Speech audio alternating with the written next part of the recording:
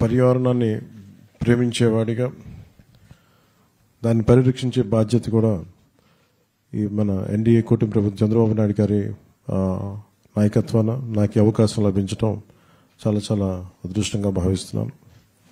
ఇంతకాలం ఎప్పుడు నా సొంతగా చేసేవాడిని, కొంతమందిని మోటివేట్ చేసేవాడిని, కానీ ప్రభుత్వ పరంగా దాదాపు 1 కోటి మొక్కలు నాటడానికి ఒక బృహత్తర ప్రయత్నం చేస్తున్నాం ఈ రోజున. దానికి తగ్గట్టుగా వరుణ దేవుడు కూడా ఈ రోజున వర్షం కురిపించి ఒక శుభాశీస్సులు అందజేశారు ఆయన. సో మనస్ఫూర్తిగా మీ అందరికీ నా ధన్యవాదాలు. ఇందాక పాప చదివినట్టుగా ఈ ప్రతిజ్ఞ సో మనకి హరిత ఆంధ్రప్రదేశ్ కావాలి, ఇది చాలా ఈజీగా ఉంటుంది ప్రతిజ్ఞ. దీనిని నిలబెట్టుకోవడం మటుకు చాలా కష్టం. ఒక చెట్టుని పెంచటం, కూల్చేయడం చాలా తేలిక, కానీ పెంచడం చాలా చాలా కష్టం. ఇక్కడ విద్యార్థులందరికీ కూడా మీ అందరికీ చాలా నేను చిన్నప్పుడు ఇప్పుడు చదువుకున్న పాఠాన్ని నాకు చాలా ప్రేరణ అది. అంటే ఈరోజు మనం ఒక చిన్న ప్రతిజ్ఞ కదా దీని గురించి అని అనిపించచ్చేమో, కానీ పర్యావరణ ప్రేమికుడిగా ప్రకృతి రక్షించుకోవాలి అనుకునే ఒక ఆలోచన ఎప్పుడు చిన్నప్పుడు స్కూల్లో ఒక చిన్న పాఠం ఉండేది, 3 కాళ్ళ ముదస్సులి అని. ఆల్మోస్ట్ కాటికి కాళ్ళు చాపుకొని చావుకు ఎదురు చూస్తున్న ఒక ముసలతను ఒక తినేసిన మామిడి టెంకని చిన్న గొయ్యి తీసి రోడ్డు మీద రహదారులు ఎక్కడ ఒక అడవిలో ఉండే ఒక బాట వైపు నాటుతూ ఉంటే ఆ దారి వెంబడి వెళ్తున్న మహారాజు, ఆయన సైన్యాధిపతి వేట చేసుకుని వాళ్ళు తిరిగి రాజధాని వెళ్తూ ఉంటే ఆ మహారాజు అంటాడు సేనాధిపతి తోటి, చూడండి ఎంత ఆపాపు గుర్రాలు ఆపు అని చెప్పి గుర్రాలు ఆపి చూస్తుంటారు.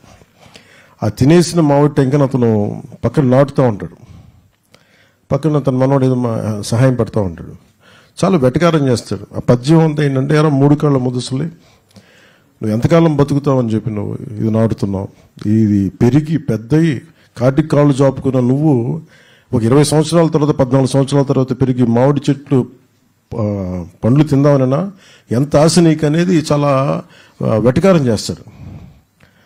అతను నవ్వుతా అంటే తల ఉంచుకొని చాలా వినమ్రత ఒకటే మాట మాట్లాడతాడు, నా కోసం కాదు నా మనవడి తరం కోసం నాటుతున్నాను.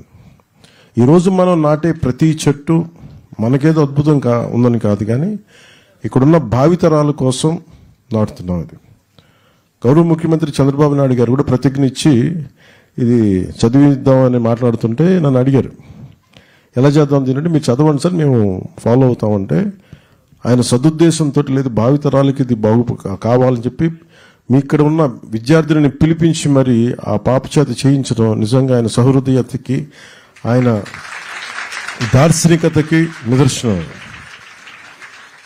ఇది మనం ఏమి చేసినా ఇది భావితరాలకి బాగుండాలనే చేస్తాం తప్ప, ఈరోజు మనం చేసే ఏ పని కూడా మనకంటే కూడా వచ్చే తరాలు బాగుండాలి.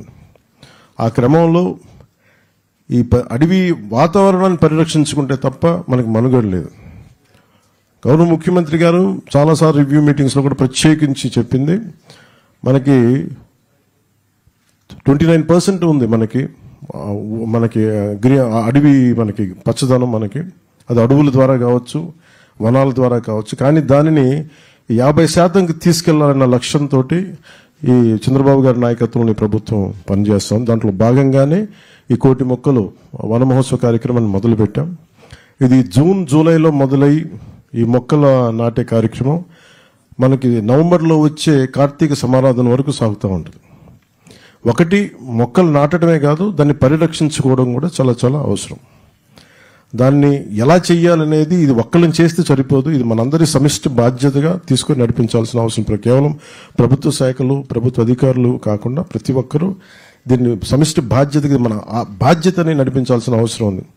ఇది దేవాలయాల్లో కావచ్చు, మస్జిదుల్లో కావచ్చు, లేదంటే చర్చెస్లో కావచ్చు, లేదంటే అడ్మినిస్ట్రేటివ్ బిల్డింగ్స్లో కావచ్చు, ఎక్కడైనా సరే పచ్చదనం పెరగాలని మనం కోరుకుంటే తప్ప, ఎందుకంటే ఎండ మలమలలాడే ఎండ వచ్చినప్పుడే పచ్చదనం తాలూకు నీడ తాలూకు విలువ తెలుస్తుంది. అందుకని ఖచ్చితంగా మనందరి బాధ్యత, సామాజిక బాధ్యతగా తీసుకోవాలి.